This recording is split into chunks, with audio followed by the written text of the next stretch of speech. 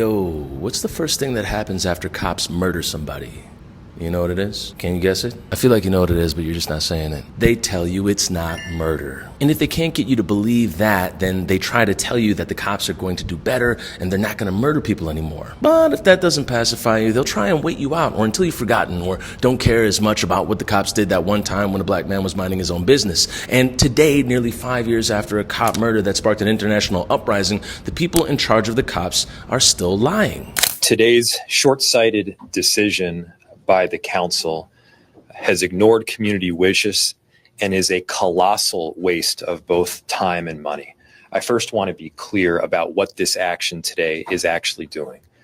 This does not authorize the city to move forward with a closed street or a pedestrian mall at George Floyd Square. That's Minneapolis boy Mayor Jake Fry, not telling the whole truth about the majority of the Minneapolis City Council that is against him strong-arming his wishes of what he believes should happen to the space where George Floyd was murdered by Minneapolis cops in 2020. The area is now called George Floyd Square. I was just there last night for an event. However, the lie being pushed by certain actors in the community are that George Floyd Square needs to be figured out, when in the reality, the community there hasn't been fully consulted, listened to, and then involved in the process of what happens next. So when the Minneapolis City Council overrides a mayor's veto trying to push forward with his vision on what should happen next, the point being made is that the guy in charge of the cops when they took a black man's life for no reason should probably sit down and shut the up while community finds a way to operate after such a traumatic blow. Meanwhile, crime channels will report violence is at an all-time high. Cops are underfunded, and these poor businesses deserve better. And that's not it. Crime went down in Minneapolis per reports in 2024. MPD has more money now than they did when they murdered George Floyd. In a report from Mother Jones, the city would have more money to support businesses and infrastructure